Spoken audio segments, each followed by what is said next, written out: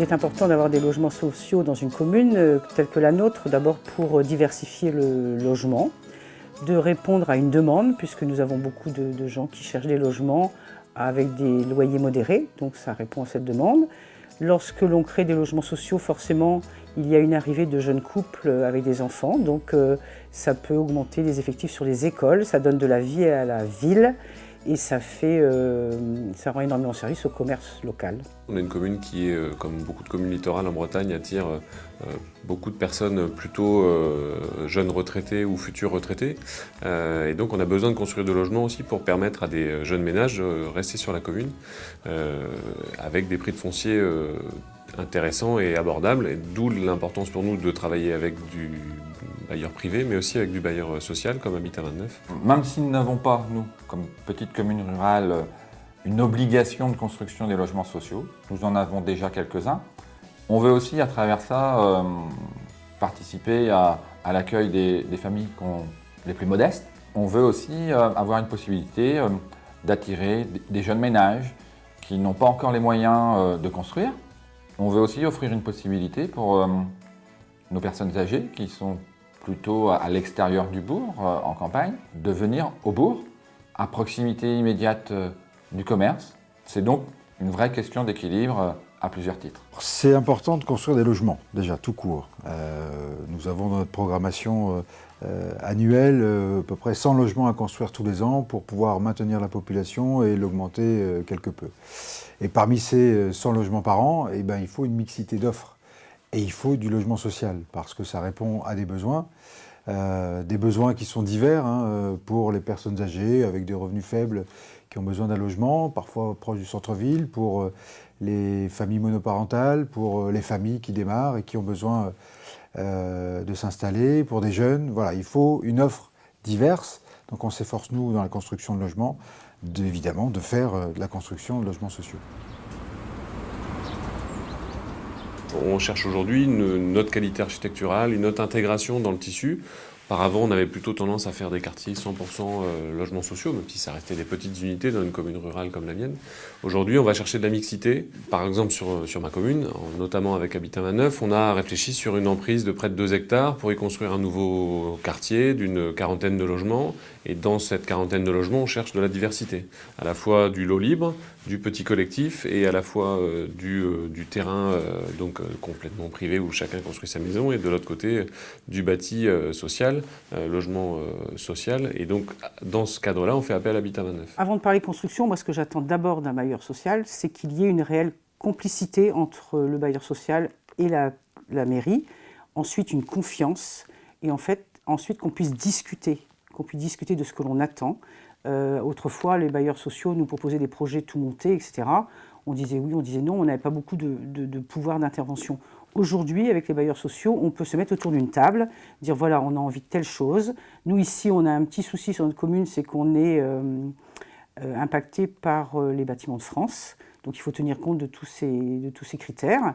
Alors nous, on veut de la qualité, donc effectivement BBC, etc., écologique, etc. Et puis l'important pour moi, c'est le bien-être des gens à l'intérieur, donc pas des toutes petites chambres, enfin des choses très agréables. En plus, il y a l'environnement. Moi, j'aime bien quand il y a des petits jardins, quand il y a éventuellement une salle de vie commune, enfin voilà, c'est toutes ces choses-là. L'important pour nous, c'est que les gens se sentent bien dans ces logements. Un bailleur social est un partenaire, doit être un partenaire, parce qu'on ne peut pas construire sans cet échange entre la structure qui va construire et l'équipe en place, l'équipe municipale, puisque évidemment il faut trouver un terrain, il faut trouver les conditions, etc. Donc moi j'attends d'abord que ça soit un partenaire, qu'on travaille ensemble sur la nature des besoins et qu'on essaye de correspondre à ces besoins à travers les constructions qui seront faites. Ce qu'on attend d'un bailleur social sur le plan de la construction, la première chose, c'est de consommer peu de surface. Nous sommes en territoire rural, nous sommes vigilants sur le maintien de nos surfaces agricoles utiles, les surfaces utilisées par les agriculteurs. On attend aussi à ce qu'ils nous proposent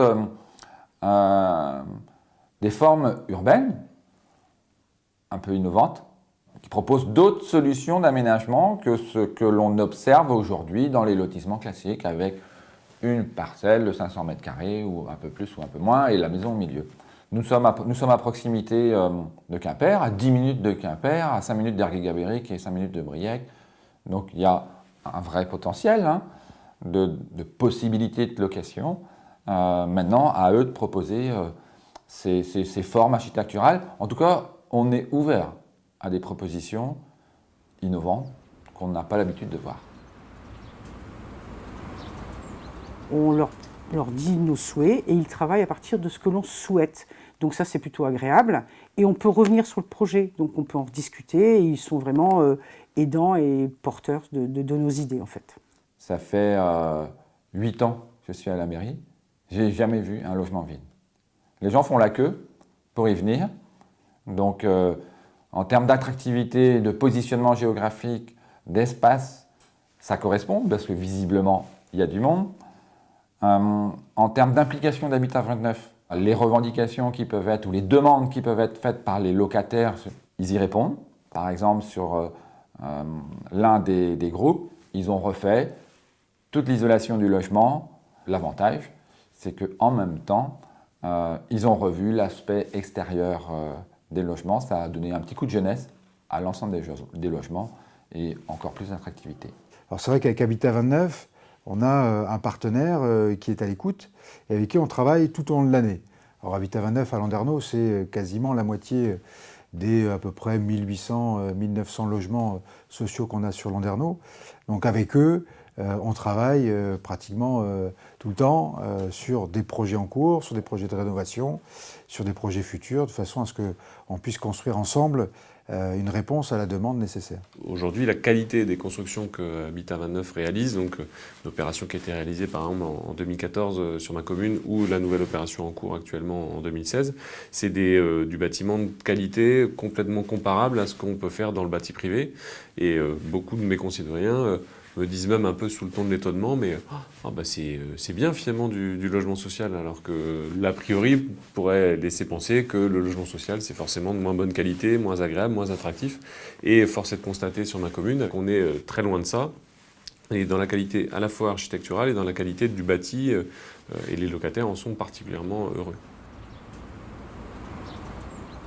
On essaie actuellement de répondre aux demandes. Aujourd'hui, par exemple, on a un projet. Nous, ce qui nous inquiète aujourd'hui sur les logements, c'est les personnes âgées vieillissantes. Donc, il faut à la fois leur donner une qualité de logement, mais il faut aussi que ça corresponde à leur retraite, par exemple. Et ça, c'est des choses qu'on peut discuter avec Habitat 29 et on sait jusqu'à quelle fourchette on peut aller. En fait, c'est vraiment très bien quand il y a un numéro où les locataires du bailleur social, en l'occurrence Habitat 29, puissent téléphoner lorsqu'ils ont un souci. Là, aujourd'hui, ça n'existe pas et ça serait vraiment très très bien. En extension urbaine, vous avez un terrain qui est nu, vous construisez, c'est relativement simple. En rénovation urbaine, vous achetez donc un bien, parfois il faut dépolluer, vous construisez un collectif avec des normes sismiques, des normes d'accessibilité qui font que le coût est supérieur évidemment à de l'extension urbaine. Donc il faut qu'on arrive à trouver des solutions pour qu'on parvienne à proposer ce type de logement parce qu'il y a une demande en face et parce qu'on a envie d'éviter de consommer de terres agricoles, par exemple, puisque c'est quasiment la moitié de nos emplois à l'échelle de la communauté de communes, donc il faut préserver ces terres agricoles. Et on insiste beaucoup sur ces opérations. Donc moi, ce que j'attends aujourd'hui, c'est que parfois des opérations qui paraissaient trop compliquées et qu'on dédaignait il y a quelque temps, on essaye d'aller un peu plus loin et de les concrétiser. Mais c'est ce qu'on fait actuellement avec Habitat 29 et j'en suis très satisfait. C'est un combat de tous les jours pour avoir une école attractive, moderne, dans un cadre agréable et un commerce qui vit.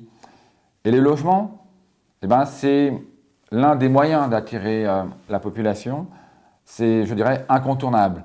Et c'est pour ça que cette démarche, pour nous, est prioritaire. Dès le début de notre réflexion sur la construction et l'aménagement du bourg, et notamment des dents creuses du bourg, nous avons imaginé de conserver, de réserver une surface pour Habitat 29 à proximité immédiate de l'école.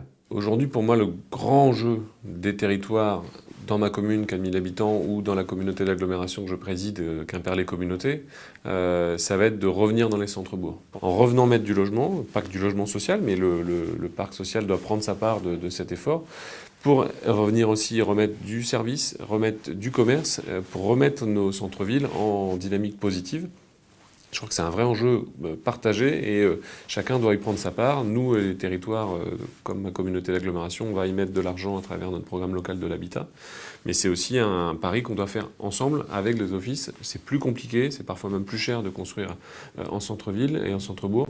Donc je crois que c'est un des gros paris des années à venir.